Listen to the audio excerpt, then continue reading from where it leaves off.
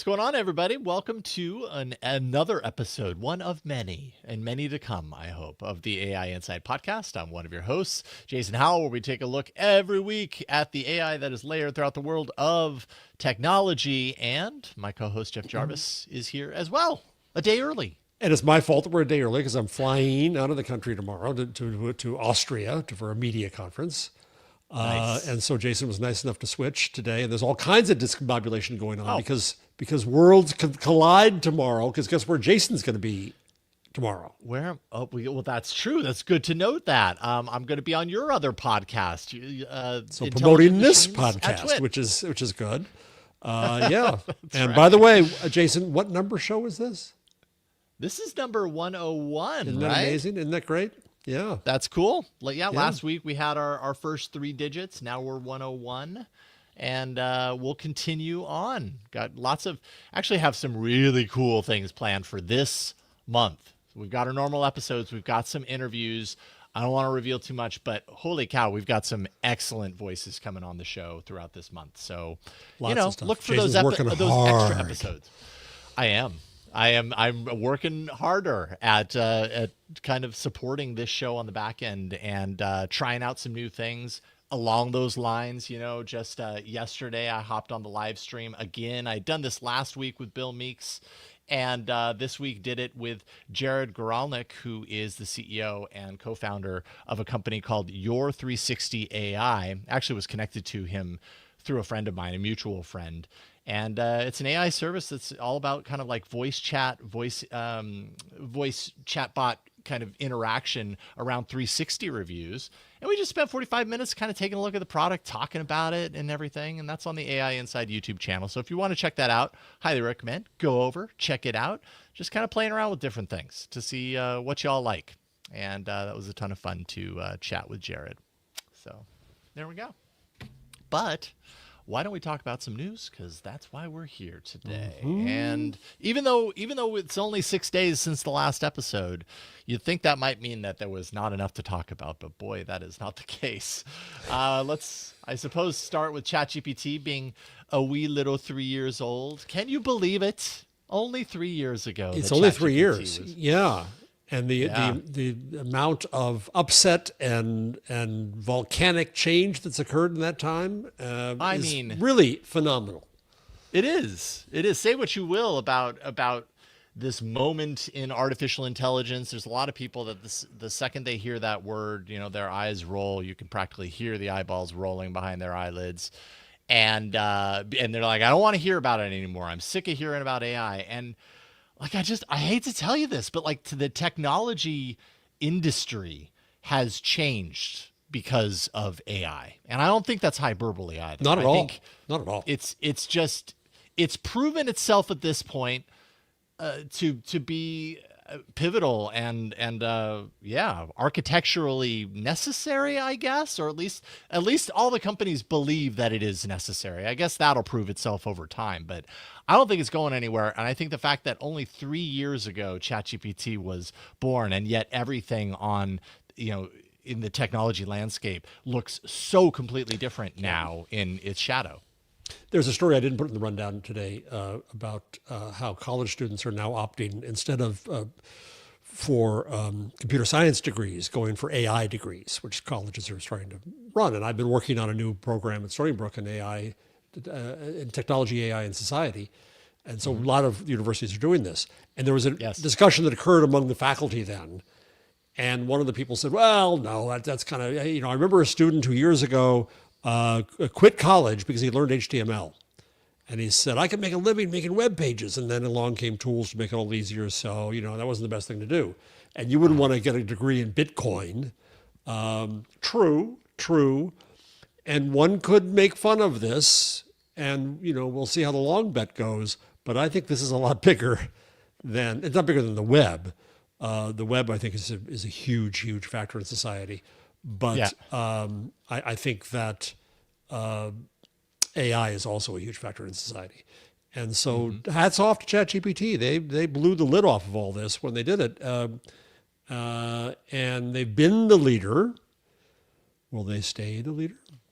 That's, I think, yeah, a real big question. Something we continue to talk about is, the either the bubble or the ChatGPT bubble. I think we said a couple of weeks ago. Maybe it's not an AI bubble, maybe it's a ChatGPT Or an bubble LLM bubble, or an LLM bubble. Where's the generative bubble? AI We're bubble. bubble spotting. Yeah. But then there's also, if you go to ChatGPT bubble, it's OpenAI is scared right now. Yeah. It's pretty clear. Altman issued a code red memo to the staff because I think that Google's advances are tangible and real, and I think it freaked them out a bit. And Google's doing what's fascinating about Google is they're doing it across multiple domains in AI, right? They've done great. They invented the structure for generative AI through Transformer. B, their models are now getting raves. Their applications out of that, like Nano Banana, are getting raves. They're a hosting company like AWS and like Microsoft at huge scale. And as we'll talk about in a few minutes, Google has chips. Yeah. They have the chips. And so there are those who are saying, no, OpenAI is still ahead. It's going to stay ahead. No. But I think that people are starting to question whether OpenAI will still be taking the oxygen out of the room. What's your bet? Yeah. What do you think in the next year? From a year from now, in our episode 201, Will in OpenAI 2 still be a years. big deal at episode 200? Well, I think yeah, so. or will it still be the leader, or will we be talking about That's a different Netscape? question. Is it Netscape? Yeah. No, man, I have a real hard time believing that ChatGPT would end up or OpenAI would end up in the Netscape category. But I guess at the time when Netscape was flying high, you wouldn't have guessed that either. I don't know. I think they've done a lot to prove themselves and everything over the last couple of years. Doesn't mean that it's a guarantee, but they have created a lot of relationships. I guess I would say that I think that it would take a pretty large, epic-sized failure for OpenAI to be completely doomed. You know what I mean? And I don't think that's necessarily impossible. We were talking pre-show about the circular financing of everything and how much of a house of cards that could be potentially. But I don't know, because then I look at companies like Napster and these other companies that, granted, it's a AOL, it's a shell of what it once was, but it didn't go away entirely. I just have a hard time believing that OpenAI would go away entirely unless they really, really fumble. Let me look up and see what Alta Vista has to say about that. Yeah. Yeah, I'm not going to count OpenAI out by no means. However, I think a few things are very challenging to them. One is on the road that they're on, they have to keep investing. Yeah. And this is where the circular deals come from. And so that's a question. Number two is there is competition that is very real, and we keep on talking about how they leapfrog each other, so the advantage they have is short-lived. And then three is our friend Jan LeCun out there, or somebody else like him, who goes to the next paradigm after the neural nets and the LLMs that we have today. So as Jan LeCun goes in that direction, and as Meta kind of goes along with Jan and his effort, because they're going to have some sort of a partnership. If they do, yeah, that's right. I guess we don't know that for certain, but if that were to happen, I mean, I would also see OpenAI exploring that for itself too. Like, I feel like they all travel in packs. It's like, yeah, they do. When there's a trend and one of them spots the trend, they all move in that direction to make sure that they're covered on that trend in case that trend, it really is a big deal. And I don't know. I guess I assume that OpenAI would probably do that too. Well, I think Google and OpenAI are in that same pack. They're in that same pack of wolves where they're chasing LLM scale, and they think that's going to get them there. Yeah. That's why Jan interests me so much, is because he's going elsewhere. And he's not the only one, but he's I think the most visible one. And so as ChatGPT was 3 years ago, this is why this comes to mind, is there a chance for another paradigmatic wow, that could come Oh. from some other structure that makes everybody who's in this pack look like frail old wolves as Right. along comes I don't know where this metaphor is going to go, so I'll stop it. Yeah. But I get where you're coming from. Here come the elephants. I don't know. Yeah. So it's interesting. It's just fascinating to watch. So if you consider the change we've seen in 3 years, God knows what comes in the next year or 2 or 3 years. Totally. And you put in an article, Business Insider article, which I thought, it was not that long ago that the Will Smith eating spaghetti, like this is the quality of Will Smith eating spaghetti 2.5 years ago. Which is pretty And amazing. yet- And 2.5 years ago, we were pretty amazed. It was freaky, but it was funny. Looked like an alien life form. But it kind was of pretty video, amazing when like you get down to it. alternate universe. And yet now, where is the video? I swear I just said play it, and now it's not playing. Let's see here. I'll try and click through. You won't get any audio, if there is even any audio. But, now we've got Will Smith eating spaghetti like it's actual spaghetti. And boy, it's getting closer and closer to reality. And that was only a couple of years ago. That's just video. That's one aspect of all of this. But it's a pretty easy one to take a look at and be like, man, we've come so far. It's still in such a short amount flawed. of time. Steam is coming out of his mouth. He eats Totally. spaghetti and none goes away. We can criticize it, but Yeah. it's a hell of a lot better than freaky alien Will Smith from Yeah. 2.5 years ago. Yeah. And I mean, a couple of years prior to that, like I can't remember who I was talking to about this, but the deep, what was it? It wasn't deep. It's obvious. Clearly it's not deep fake. It was deep something back in like 2017, 2018. And it was the image generation. Everything looked really psychedelic and sort of like it was generating something, but still very wrong, but Yeah. getting closer to something. And everything, everything had millions of eyes, deep something. I'm totally Right. blanking on the name. But anyways, that was just a few years before that, right? And so when we're looking at this, Yeah, they solved things. It progress- couldn't. This stuff couldn't handle text at all. Now it handles text very well. Nano Banana's Right. amazing at it. Yeah, they keep on solving the problems. Yeah, man, I wish I could remember the name of it. It was deep something. It'll come to me when we stop thinking about it, or someone in chat will know what the heck I'm talking about, going on and on about. And did you already mention the fact that like Google had its own code red a couple of years ago? I didn't. No, we didn't mention that. That's another really That's interesting thing interesting, about yeah. that too. Is that just a couple of years ago, Google recognized, oh shoot, we've got OpenAI and other newcomers out Googling us when it comes to AI. We should have been the ones to do this, and they really had to kind of really shift things around. And I mean, by all accounts, a couple of years later, it seems like that worked. Google's no longer, much less the target of, oh, wow, you were here so early. Like, why aren't you the ones reaping all the rewards here? Why are other, incumbents doing it? And I don't know, tables seem to possibly be shifting at least a little bit as far as that's concerned. So 6 months, Google stock is up from 170 to today 316, which is pretty amazing. Up 316.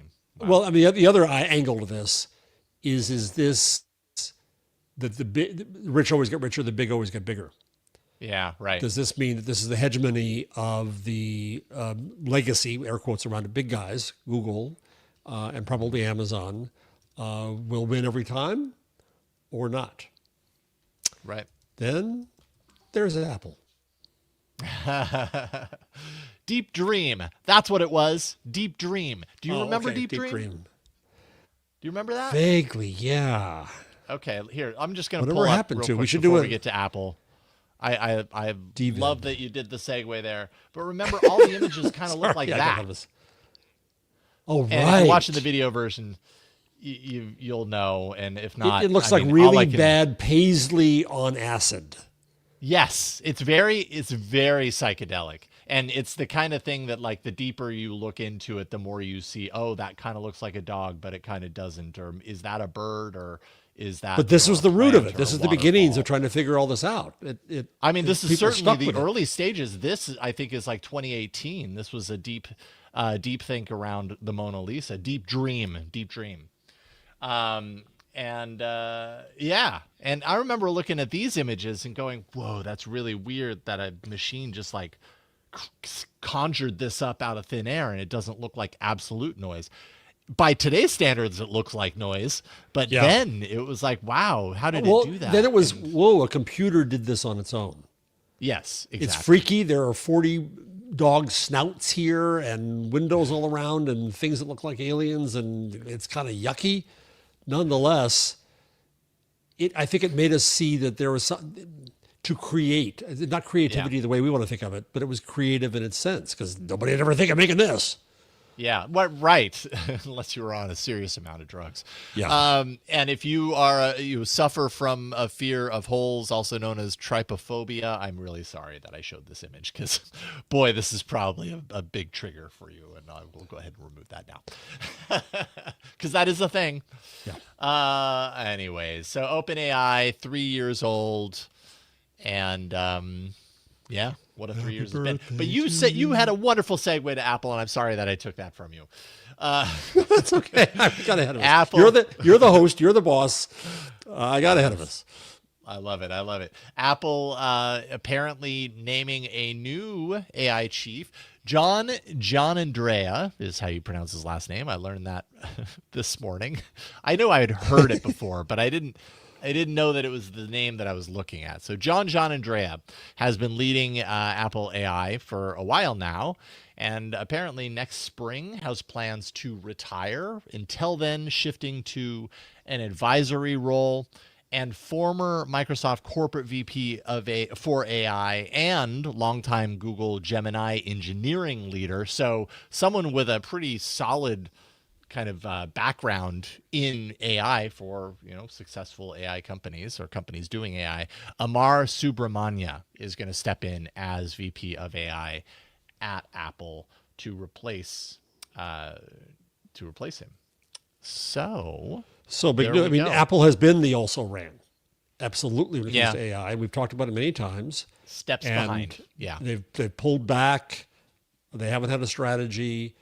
Siri has been a laughingstock for years now. So who knows what this means? Well, that's it, right? Like it could just be like coincidental timing, right? Like we talked about this on the Daily Tech News show this morning, and Tom Merritt, mentioned like, he's not young. He's of retirement age. Maybe he just decided like, hey, you know what? It's time for me to retire. And it so happens to coincide with this. I would imagine that is probably a little bit of that, a little bit of this. Well, Cook took Siri away from him in March. Mm-hmm. So he was already kind of retracting. Shame. Yeah. Right. Right. That's That's a difficult really when that important happens. point. I think that's true. Yeah. That is very So he true. didn't solve the Siri problem seriously. And Yeah. and then the larger AI strategy, if you couldn't figure out how to get that in Siri at some level. Now, with the Microsoft Google guy going in, does this mean that they reinvent things entirely, or does this become a way to perhaps integrate those competitors into Apple? I think that's still to be seen. That's a great question. We have definitely talked about on this show that Apple has been reportedly investigating looking into using Gemini for Siri sometime next year. So actually integrating Gemini AI into its Siri product, into its Apple Intelligence. If that's the case, then Subramanya, who's coming in, who has a long history at Google and much of that, working and leading AI at Gemini, could be a really useful person in that role. That could be really good for it. But what does that mean for Apple's strategy, which is, I think, your question, right? Do they continue to lean into we do partnerships because we don't have our own AI the way Google and these other companies do, Amazon, whatever? Or do we do the partnership thing, or do we use this knowledge to create our own so that we aren't reliant on someone else's technology, or both? Right. Do one until the other is feasible. And he could be very useful for that. But yeah, coming at a time when Apple has definitely had made some missteps, let's say, as far as and if Johnny Ive actually comes up with something at OpenAI, that's another challenge to Apple. So I think Apple's got to that's decide true. where's it going to put its brain power. Yeah, that's true. How far are we from Apple reinventing the AI hardware space and coming out with another product, this time a dedicated AI piece of hardware? I think we're pretty far away from that. Yeah, I think so too. But you can bet they're just dying for it.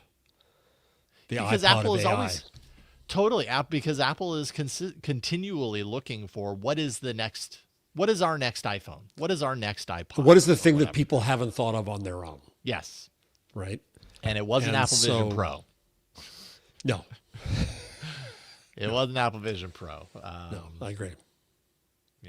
And AI is such a big deal right now. You have to imagine Apple wants to have a play there. So that's happening. Real quick before we continue onward, I do want to let you know about our Patreon, patreon.com/AI Inside Show. We've got some amazing patrons who help us do this show each and every week, each and every month. Daniel Croft, who helps me immensely behind the scenes with social media and kind of taking clips from shows and stuff. So if you see stuff on the socials, Daniel is helping me with that. Daniel, Thank you, so Daniel. much. We're really grateful.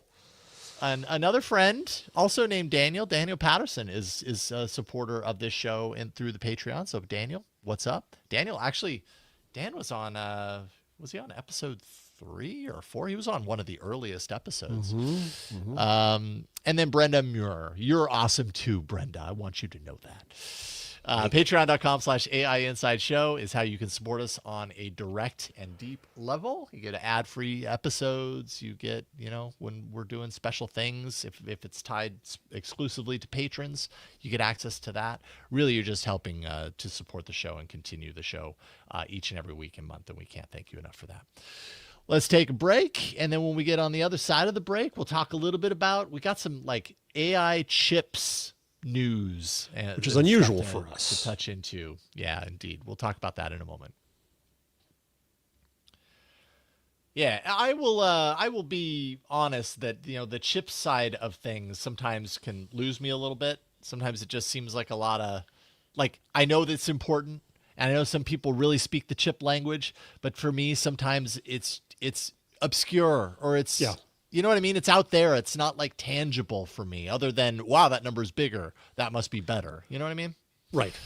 That's how I feel about some of this stuff. But nonetheless, this is the opening day, at least at the time of this recording, of AWS reInvent. And Amazon made some announcements that are notable, definitely hitting the top of tech meme today, and have some people interested and excited. One of those announcements is Trainium 3. This is a 3-nanometer AI training chip. It's packaged in a new Trainium 3 Ultra server system. And Amazon says that it combines custom computer and networking for training and inference. So it'll be 4 times faster than the current system that they have, the Trainium 2, I guess it would be. AWS says Anthropic, LLM Karakuri, Splash Music, Descartes have been testing Trainium 3 systems. They have cut their inference costs by up to 50% by doing that. So Amazon releasing its new chip, kind of going... Anytime I see this sort of stuff, I'm like, okay, so going toe-to-toe against the dominator, which is NVIDIA, but is this different because it's in the cloud? I don't know. That's where my knowledge loses me a little bit. Yeah. As far as that's concerned. And so I'm just trying to catch up with this story a little bit. Yeah. So AWS Trainium 4 powered systems will be able to interoperate and extend their performance with NVIDIA GPUs while still using Amazon's homegrown lower-cost server rack technology. I'm reading here from TechCrunch. It's worth noting, too, that NVIDIA's CUDA, which is its operating system that is critical here, has become the de facto standard that all the major AI apps are built to support. The Trainium 4 powered systems may make it easier to woo big AI apps built with NVIDIA GPUs in mind to Amazon's cloud. So, I mean, this is why it gets past chips, of course, into the stack, into software, where CUDA is really important to NVIDIA. The fact that it's become a standard is good for NVIDIA, but does this mean that as a result of that interoperability, that they open the door to their own competitors? This gets past my pay grade here. But it's interesting to see how this ecosystem is expanding. And obviously, AWS is an incredibly important pioneer in the cloud. AWS is bigger than Google. Microsoft is out there too. I think NVIDIA is doing some of this as well. So what does the cloud really mean anymore with these big, huge data centers and how they operate? And so I think what we're seeing is a Venn diagram of all these pieces coming together of who has the cloud infrastructure, who has the chips, which are in scarcity, and who has the operating systems to make it all work. So it's a fascinating thing to watch. And we're going to have to try to find some people who can explain these chips to us. It's so complicated. Yeah, and I should also mention the Trainium 4, different from the Trainium 3. So the Trainium 3 that I mentioned at the top, that's the 3 nanometer AI training chip now available. Trainium 4 still in development, and that's what you were talking about. It supports NVIDIA's NV Link strategy Fusion, where they're going. So it interoperates with the NVIDIA GPUs. That's coming soon. I don't think in the case of Trainium 4, it means a 4 nanometer I would think it goes the other way. Trainium 3 with a 3 nanometer. I was thinking this morning, maybe they need to call it Trainium 2 if it didn't already exist, if it's a 2 nanometer, but I guess we don't actually know that. They don't mention that. Then you can see some really dumb executive somewhere saying, no, I want the larger one. I know. Going in the opposite directions. We always get bigger. Yep. Amazon also announced Nova Forge, which is a new AWS service for enterprises. Now, this one I understand a little bit better. This is for enterprise who want to build their own frontier class models. So essentially what it means is they can start with their own internal Nova checkpoints and then mix in their own specific proprietary data across the different training stages. So they could integrate their training data pre-training, mid-training, or post-training. And essentially what they're billing this as, or positioning it as, is a more powerful alternative to fine-tuning or to RAG, being able to put that data in, I think, at an earlier position and really bake that knowledge directly into the base model. Base model still has a standard layer of understanding and context on everything, but this just brings it closer into, I guess, the core of the model, if that makes sense. I threw these in at the last minute. I just wanted to mention real quickly is that at the same time, again, talking about this ecosystem, Amazon and Google are launching a multi-cloud service for faster connectivity. After AWS went down, they're trying to enable things to interoperate across those two, and their competitors, they're dire competitors, but people are working across many places. And then Amazon is also investing $50 billion to expand AI supercomputing infrastructure for U.S. government agencies. So there's a lot going on in the cloud around AI, which is fascinating.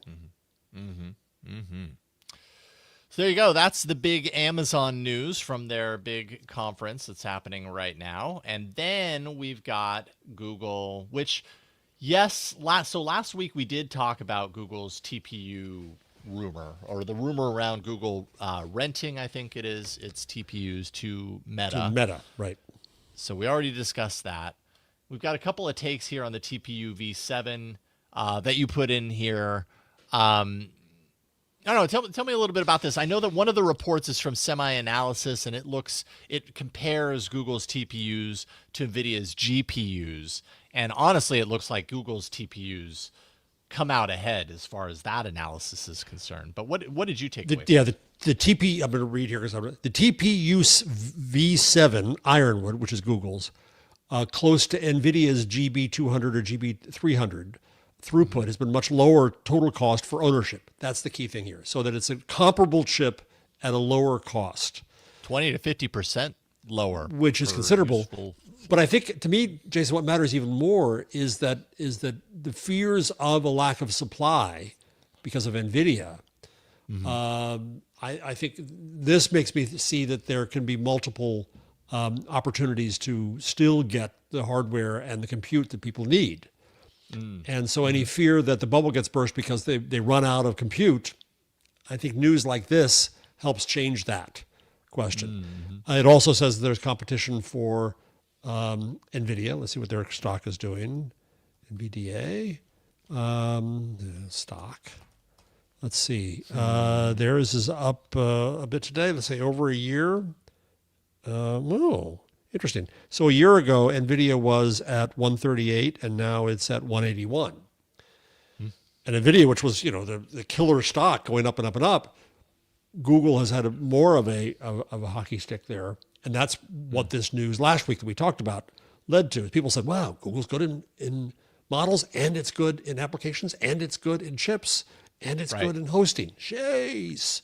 And I think that's where we see this going. So it's worth, I think, paying some chip attention here just to see what Google's doing versus NVIDIA. That's pretty much all I can take out of it. And I mean, and as we mentioned last week, Google reportedly believes it can take about 10% of NVIDIA's AI server revenue, which is considerable. Which is a considerable, kind of first take on this. Apparently, Anthropic has a 1 million TPU V7 commitment right now, with around 400,000 TPUs bought directly, 600,000 rented. Their estimated training cost per pflop is around 50 to 60% lower than NVIDIA's GB300. So, like what you're talking about, something like this could really shift and restructure the landscape for NVIDIA, which they've really enjoyed to date. Kind of illustrates just by Google opening up its TPU and going in a different direction with it, a more kind of publicly accessible direction with it, they stand to immediately benefit a lot. And NVIDIA maybe a little bit on shakier ground than it was just a couple of weeks ago. It at least creates competition. Yep. And it changes 50, the 60% supply and demand. lower. Yeah, that's insane. That's huge. I mean, how long have you and I gone to I/O back in the days when I was still going to it? And in one of the tents, they always, "Here's our tensor chip," and we'd stare at it and say, "Yeah, it's a chip." And it was Google's kind of secret weapon, what they used internally. So now going external, I think it's a huge deal. Yeah. I think NVIDIA is still a strong company. I don't have any doubts about that. Oh, yeah. I think CUDA is still strong, and all that still matters. But a competitive landscape is probably good for everybody in AI. Yep.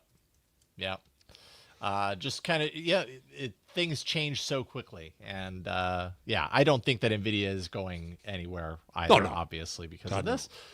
But it definitely there's not an shows NVIDIA that bubble. NVIDIA isn't the only one breathing that air, Right. Very interesting stuff. So there we go. A little bit of chip talk. Now we'll get into something that's... how those chips get used for good and ill. Yeah, I'm curious to hear your take on this. An MIT Technology Review article has an interesting look, I thought this was super interesting, at how AI systems are being used inside prisons and monitoring phone calls to and from inmates. So when inmates are in prison and they want to talk to their family or whoever they get their phone call, they are notified that any of their calls that they make out through that system are monitored. And I imagine that includes logging, that sort of thing. It definitely includes it because they have that data. And what we're finding out in this article is that though I don't believe it mentioned that they're being told that any of that data is being used for AI training, but apparently it is. Yeah. Yep. Telecom provider Securus apparently mines years worth of recorded calls, video chats, texts, emails, all in an effort to flag, in quotes, contemplated crimes in real time. So these are conversations that happen from the prison phone and patterns that are being detected in how they're talking to determine whether there might be a planning or something along the lines of a criminal thought or act, without even without them explicitly saying it, picking up on patterns that allude to it, which I imagine people who are doing this are speaking in certain code. Yeah, code is the right word. So Seems like a good use of AI from a purely technological Theoretical, standpoint. yeah. Theoretical standpoint. When it comes to But, human rights, it's another question. Yeah. And the other part of this story, too, is that there were attempts at reforms in 2024 because prisons were making a fortune off charging for communication by residents of the prisons. And They have to pay in order to make the calls? oh, yeah. It's expensive as hell. Oh, wow. And so then there were let's see here. In 2024, the FCC issued a major reform. This is in MIT Technology Review, as you said. No, I just lost my place. Yeah, there it is. That was favored by prison reform advocates that forbade telecoms from passing the costs of recording and surveilling calls on to inmates. So that's there's the cost of the calling structure itself is one question. Yeah. But they were also surveilling all these calls and charging the inmates for doing that surveillance. So then there was a hue and cry from sheriffs and wardens and such. And not surprisingly, under Trump, Brendan Carr, the present head of the FCC, delayed those reforms.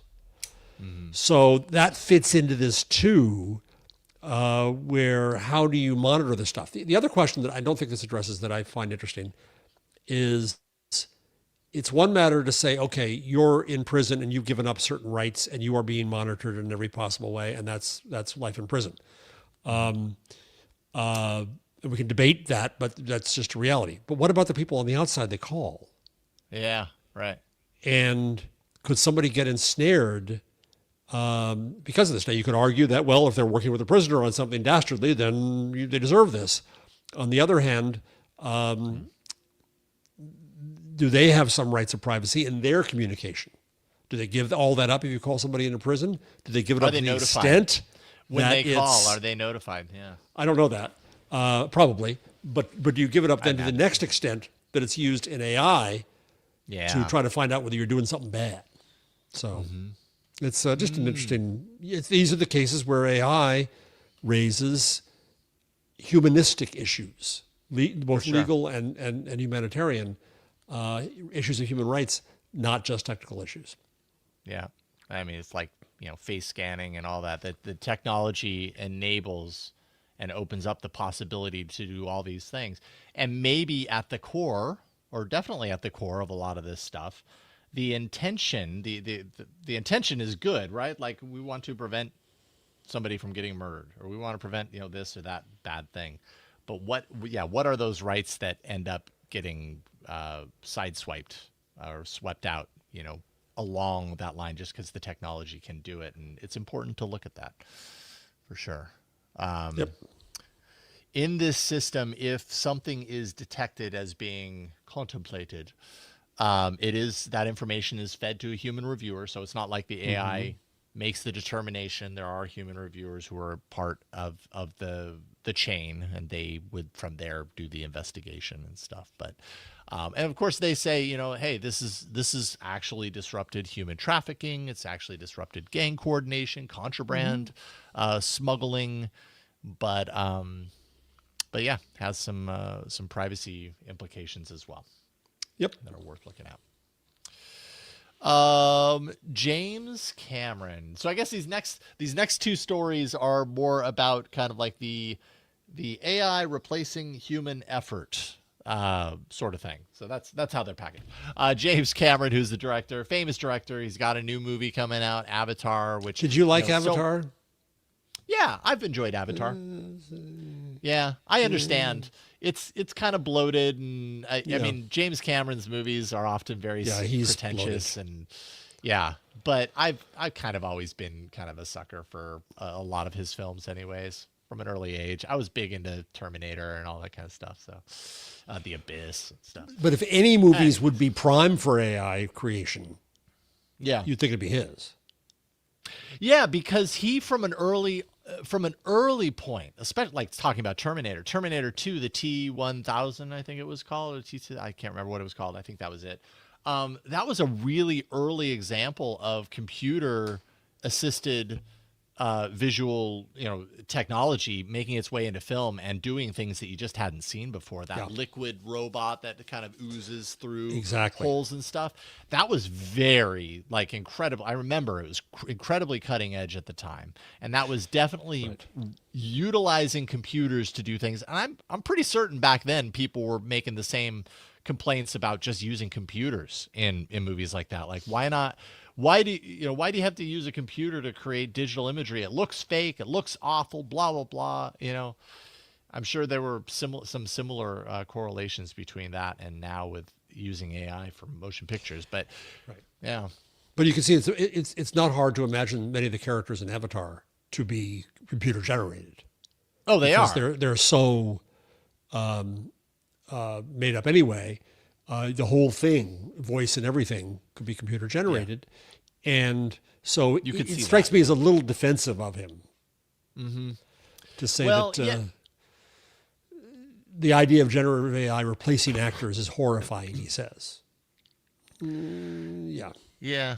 I mean, I kind of get the sense that so that's basically what he said. I realized we started talking about his opinions, but we didn't actually address what he actually said. He's basically said that Gen AI can be a useful way to cut costs, like virtual effects costs in film. But it sounds like he draws a line between that and using AI to replace actors. He calls that horrifying. And he says that human involvement or human creativity is sacred. And I mean, I feel that there's a truth in there as well, that there is. I think part of what he's saying is, in a future where AI tools exist and can help us do all these things, speaking as James Cameron, I believe that things that have humans directly involved will carry with them a premium, because people will highly value the human side of things versus the purely generated side of things. And I don't know. I find some truth in that, and for my own personal belief. Yeah, but just to play devil's advocate, James Cameron can get money for huge budgets to hire big stars and huge casts with even the makeup is expensive as hell to create. And what if somebody comes along who is as creative as he is, or more so, and can use these tools at a much lower cost to express themselves? Yeah. The obvious problem with that is that actors lose a job, but they may never have had that job in the first place because that person may have never been able to get the budget to make the movie. So that's what we have to figure out how to balance. And so it's easy for him to say, I'm pure. He sees himself largely in this conversation, not just this, but over time, decades. He inserts himself into conversations like this because he sees himself as kind of like a deliverer of ultimate film truth. He's very self. I have to admit that I saw him in person once pardon me for saying this, in Davos. Drink. And he's a little pompous. Yeah. He's also made an insane amount of money directing some of the bigger absolutely films in Hollywood and Hello, Titanic. I have a lot of respect for his abilities as far as that's concerned. And on a personal level, I'm always kind of like, take it with a grain of salt, because he is on a completely different level. And you're right. But there's some truth in there. I can kind of understand where he's coming from, and I can agree with parts of it.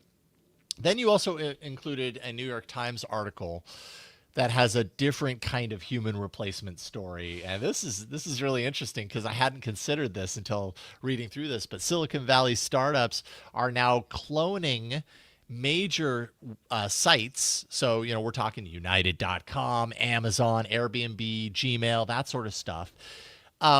So that agents can learn from those cloned sites how to click, type,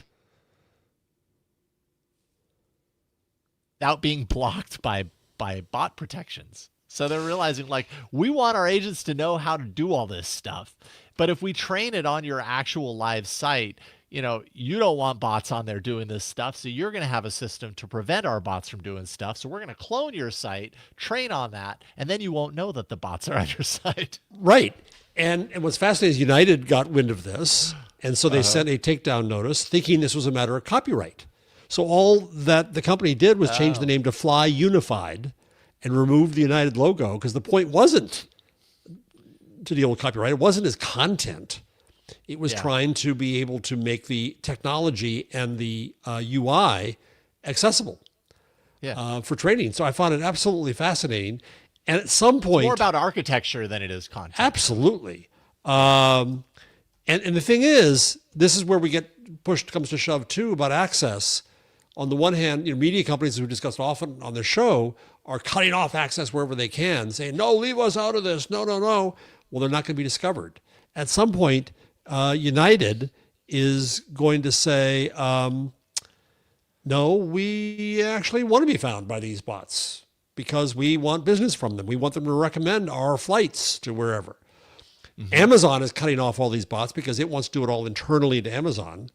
But I don't know what happens with commerce. I think that they're going to want to do this. And so I don't know why these companies, in a sense, were necessary. But on the other hand, it creates a safe sandbox. Totally. Where I can be trained. It makes a lot of sense to me. It does. I can almost imagine a commerce company hiring this company to make a mock-up of their own site so that AI can go and deal with it on the side, and it's harmless. Yeah.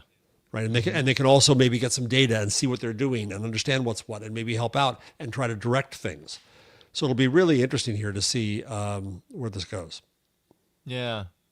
Yeah, I hadn't thought about the whole the copyright versus architecture thing related to this. Like, if I'm a company and I can go to your website and easily pull down the site map or the whole hierarchy of your website, because websites are publicly available, there's probably a lot of hooks and stuff in there that make the website that you copy from it, completely unusable. But if I did that for my own use, am I breaking the law by doing that? Or is it the fact that they would be, or maybe not the law, but maybe terms of service or whatever, is it the fact that they're doing that and then they're training their AI systems off of that?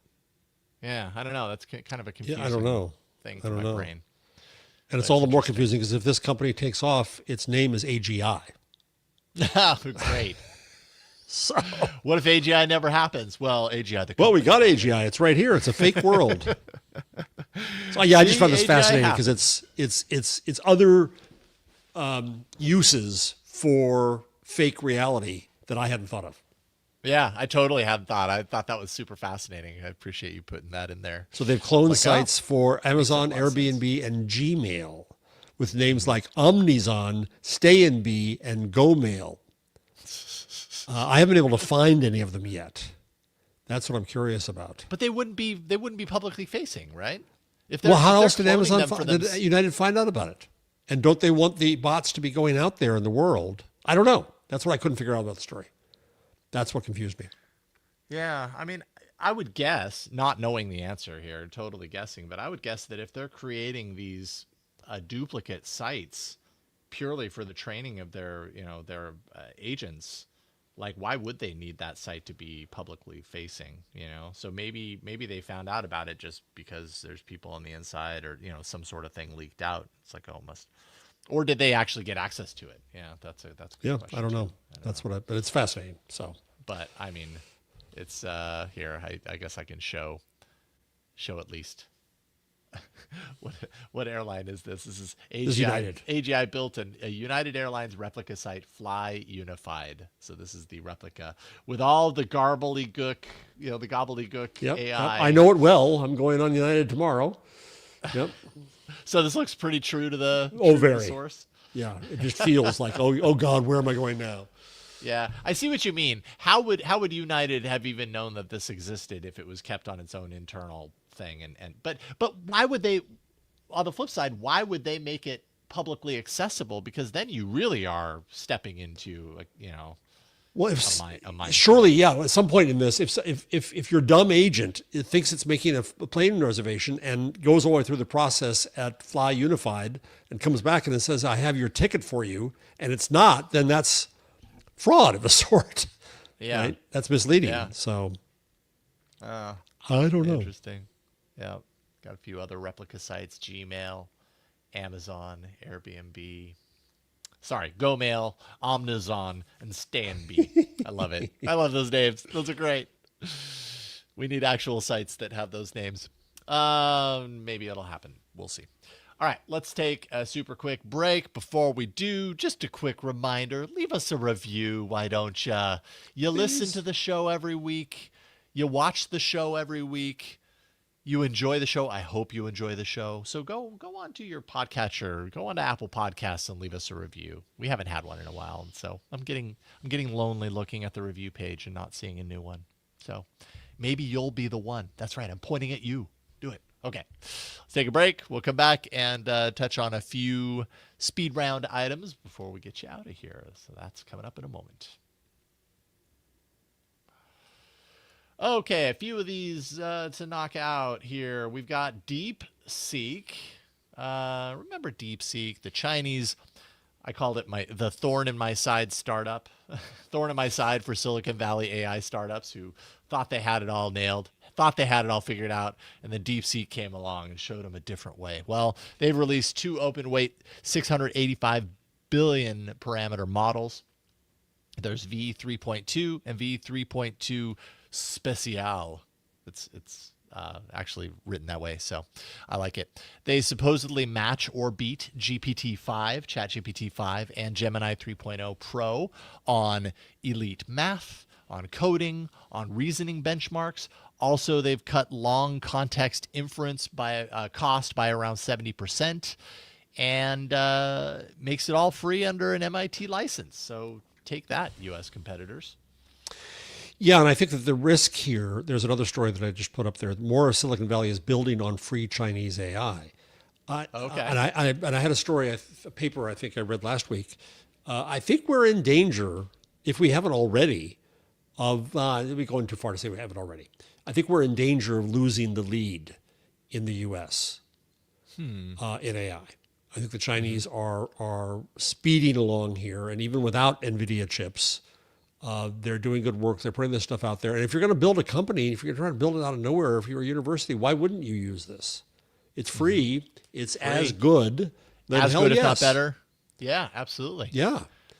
Absolutely. So, and this is where Jan LeCun, to quote him many, many times, shouts about the necessity of open source. Because the demand for that is going to be there. And if the Chinese are going to meet it, then what do we do about it? Yeah, indeed. Indeed. Thank you for putting that in. We've got ChatGPT. Yes, we can't stop talking about that. ChatGPT. Introducing shopping research, although I do wonder, because we talked about the red alert thing earlier, and the shopping tendrils was one thing they were cutting back on. So I wonder the timing of this, November 24th, this was about a week ago. Is this being, you know what I mean? Like, is this part of that? I don't know. I actually don't know the answer. But this is, I think, the foot in the door to a new revenue stream in advertising.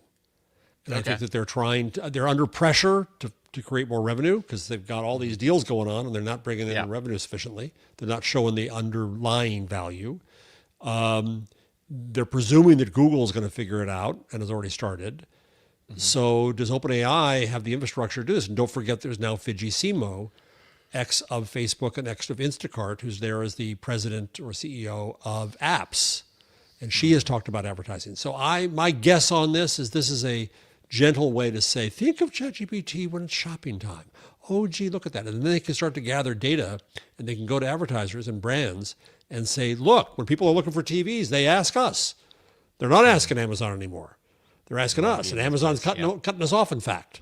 So we're our own thing, and Google's going to be there too. Interesting thing in this is where Europe has gone after Google in the past on antitrust is shopping applications, which I always thought was ridiculous because shopping was not a major application at Google. It was the huge application at Amazon.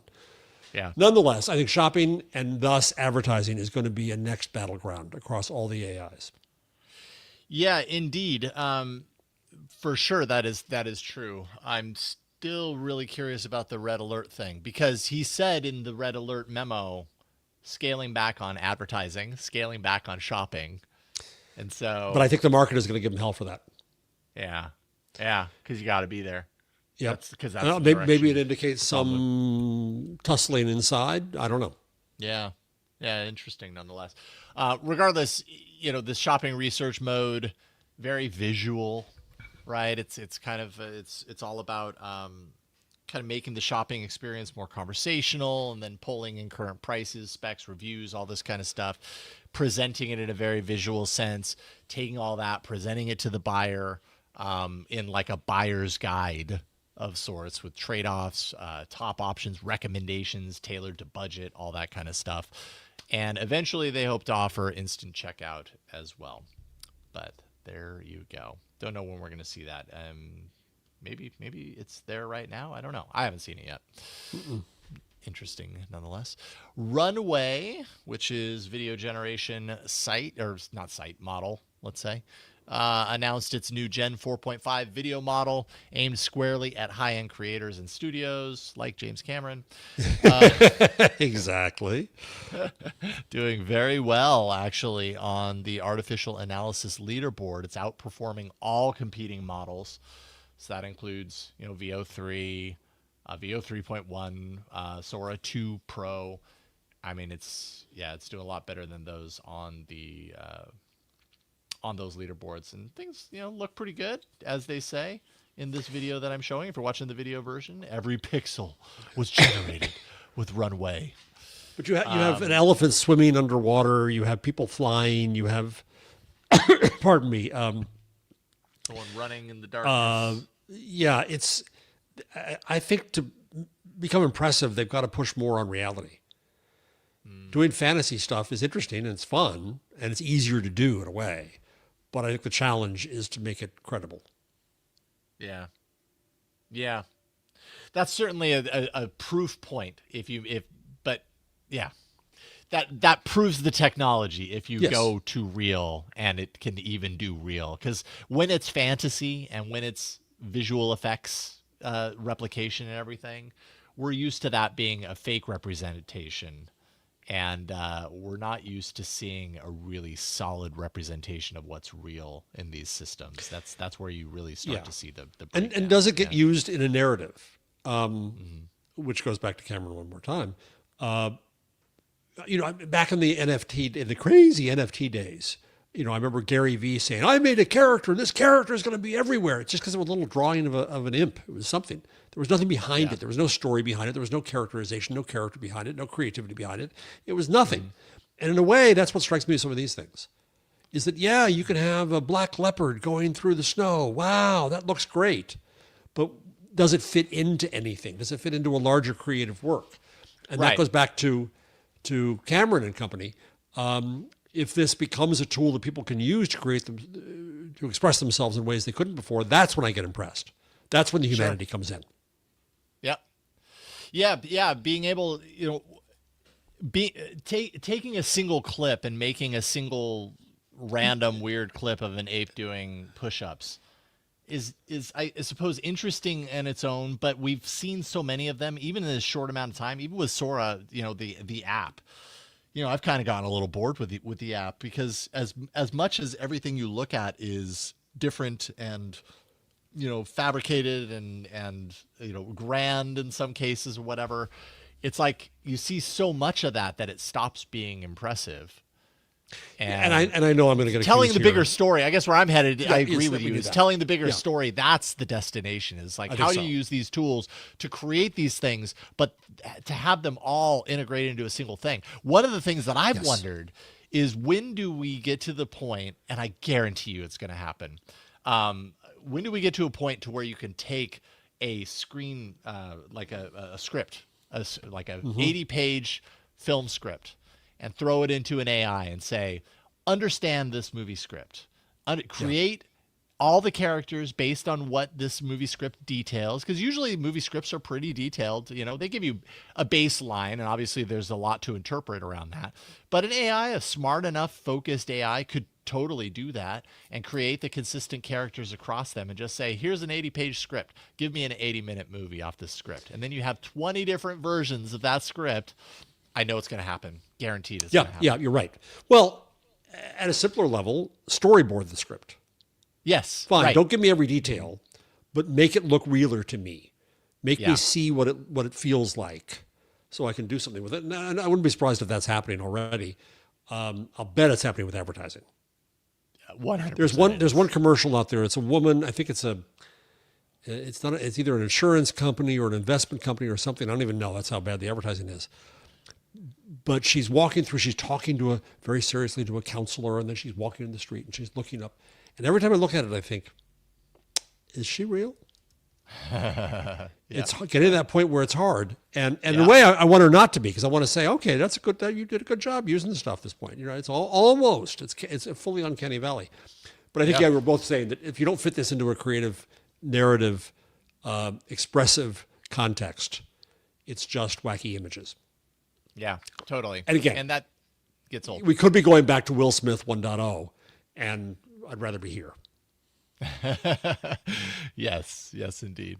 And finally, you mentioned this story earlier. Sorry, I didn't see the rundown. No, I mentioned it's it earlier. okay. It's okay. But just to make sure that it gets, that it gets flagged for people, you mentioned the story in the New York Times about colleges and their focus on AI programs, essentially. And according to the New York Times, colleges are rebranding and reshaping their computer science programs into specialized AI degrees. Students, of course, coming into their college years looking for ways to future-proof themselves. It's got to be a weird time to be a student of that age right now. Yeah, I have a hard time putting myself into those shoes to be like, what does it look like to prepare for my future? Because we're right on this border of the way things were and the way things will be, and we still don't know exactly what the way things will be. And God, it's got to be a weird time to be in college. Yeah, and I my duties just ended this week on a task force, a steering group for a new degree in technology, AI, and society at Stony Brook, and so that's moving forward, and that'd be interesting. I think my hope is that things like that become interdisciplinary. Is that you involve that? I think that the reign of computer science, the Sputnik reign, comes to an end when other human disciplines come in: anthropology, sociology, philosophy, design, political science, ethics, and all of those. And I hope that what this drives people to is to say, very, very high-end computer science will make these models. Very high-end math will make these models. We'll still have those folks. But if you're going in to do run-of-the-mill computer science, I don't think it's like saying that you're getting a degree in Bitcoin or you're getting a degree in HTML. Yeah. I think there are ways to look at the use of these tools that go beyond the presumption that it's just code. So I think there are real opportunities here, and areas around AI and policy and creativity and things like that. I think there's opportunities for students. Mm-hmm. I also think there's opportunities to go out of AI and to be studying things like creativity and community and collaboration and other parts of society. And that's the stuff that I like to work on. Yeah. Maybe study the linotype. You could do that, though. I'm tearing my hair out right now because I'm in the midst of the copy editing and I'm going crazy because you go blind. Oh boy. Yeah, I bet. You read it again and again and again. You probably have to do it in bits and pieces because. Yeah, I think I can get through this. I can power through this. No, because just today it's the nightmare that I have. So I was talking about all of the prior machines, and I either meant to say 1800s or I meant to say 19th century. But what I said was 18th century, and I'd read that sentence a good 100 times. And only today did I look at that and say, you idiot. Oh, yeah. And so then I think I'm almost done copy editing. Well, no, I'm not. If I just saw that, then what else is lurking in there? And no AI is going to stop us from that. So I'm going to feed it in the AI and see if it sees any errors. But as like another point, a checkpoint. Yeah. But yeah, I imagine with a book of that kind of degree of information, God, it's almost impossible to be guaranteed that you've caught all the details, right? God. So it's frightening. dense and yeah. Woo. That sounds challenging. Well, all of your hard work, your amazing hard work can be found at jeffjarvis.com. Folks should go over there, pre-order Hot Type, And just while you wait, why don't you get Gutenberg parenthesis magazine, the web we weave? You can read all those while you wait for Hot Type. And then we've got the, why is my browser not working? There we go. AIinside.show is the web page where we have all the things that we do, everything listed here, all of our episodes, who we are, the reviews section.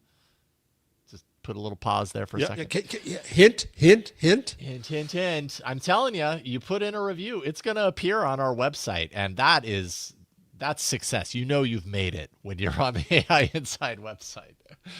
So anyways, AIinside.show. And then, of course, patreon.com/AI Inside Show. This is where you can support us on an even deeper level. We have some amazing executive producers who do so. I think now we're at 10, are we? Dr. Dew, Jeffrey Maricini, Radio Asheville 103.7, Dante St. James, Bono Day Rick, Jason Neiffer, Jason Brady, Anthony Downs, Mark Starcher, and Karsten Samashki. Karsten, I really hope that I'm getting your name right. Send me a DM on Patreon and let me know if I'm getting it wrong so that I can get it right every other time that we read this. But thank you all so much for your continued support of this show. Means a lot. It really could does. not do it without you. Yeah, it really does mean a lot to us. So yeah, there we are. Just a quick reminder, obviously this is a day early, so we don't have another show coming tomorrow. Jeff is out of Intelligence Machines for the week, so I'm filling in for him. Which is cool. Go Worlds to twit.tv. collide. I know, right? Really looking forward to it, though. It'll be good to return to the Twit stream. It's been a while, so I'll see you over there. And thank you, everybody, for watching and listening. We'll see you next time on another episode of AI Inside. Take care, everybody. Bye.